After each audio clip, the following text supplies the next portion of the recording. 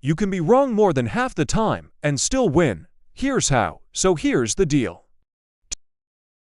Welcome back to Stock Trader School, from rookie to Rainmaker, and this is Tactical Tuesdays, where breaking down why risk to reward isn't just a number. And then we'll see how to use it for insane profits. For example, here's a very basic rule. And if you're only winning 40% of those trades, you're going to lose money. You need to adjust your mindset when it comes to trading. Stop thinking about each trade as an individual event and start thinking about it as a component of your overall trading system. In other words, stop thinking about the forest and start thinking about the trees. This is the largest amount of money that you have lost on a trade or a series of trades. To truly build an edge with risk to reward, you need to set clear goals and stick to them. Do this by creating a checklist of criteria that your trades must meet before you enter. For example, you might want to list out things like the type of setup you're looking for, the time frame you're trading, and your desired risk to reward ratio. By creating a checklist, you're less likely to make impulsive decisions and you're more likely to stick to your goals. You need to know what your max drawdown is because it tells you the worst-case scenario of your strategy.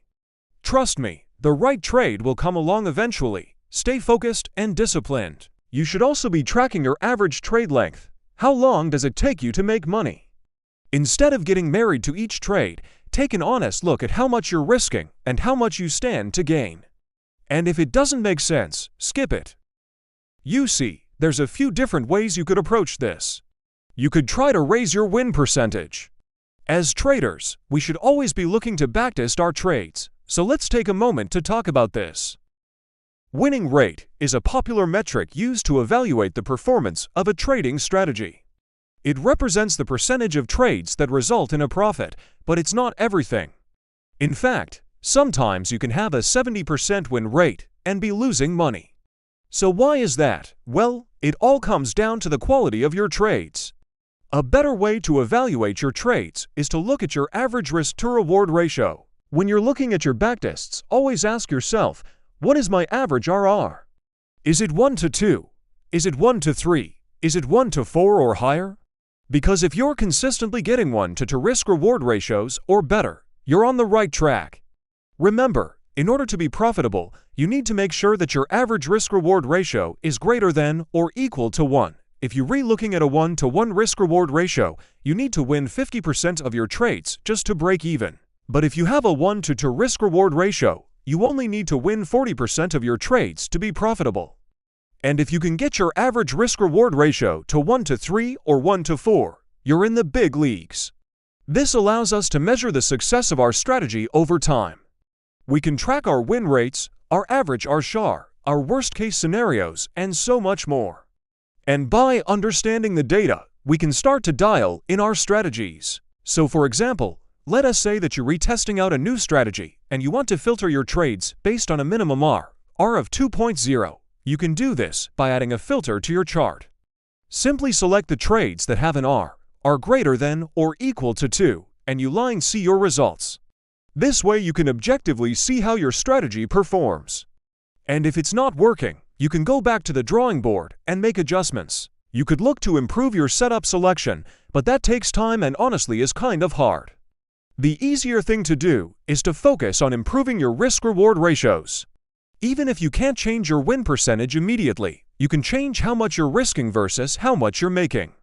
If you're scalping or trading breakouts or any style where you're taking high-frequency trades, you want to demand a minimum of 1 to 2 risk to reward. This means if you're risking $100, you want to make sure that you have a potential target of $200. Let me show you why.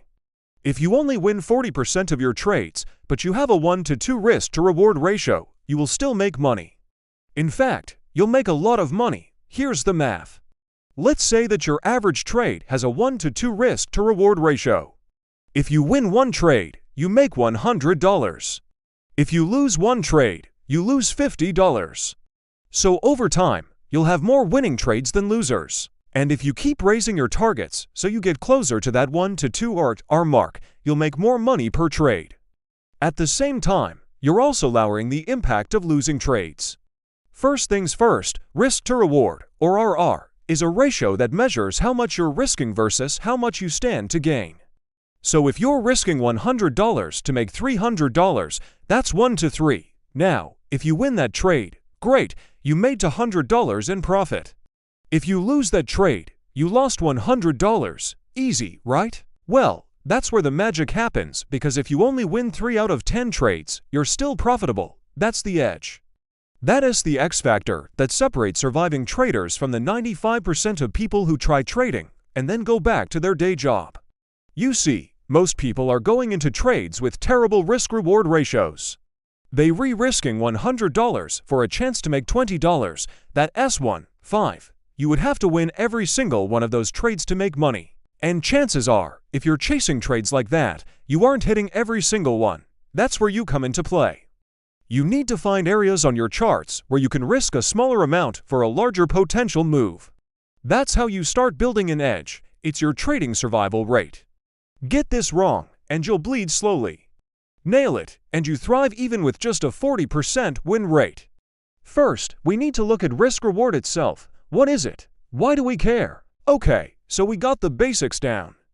Now what do we do with this information? Well, we turn it into strategy. On the other hand, if you're a breakout trader looking to risk $100 on a potential $120 move, that's a 1-to-1 point to risk-to-reward ratio. That leads us to our next point. Now that you understand why risk-to-reward matters, it's time to talk about how to use it effectively. So many times I've seen traders go through the motions without really understanding the numbers behind their performance. But it doesn't stop there. There are a couple other metrics that you should always be looking at. Max Drawdown is another important metric to consider. Now that you understand some of the key metrics to look for in a backtest, it's time to put them into practice. When it comes to trading, patience is key. Don't be afraid to pass on trades that don't meet your criteria. And remember, trading is a journey, not a destination, so enjoy the ride. So now that you understand the importance of risk to reward, you're ready to take your trading to the next level.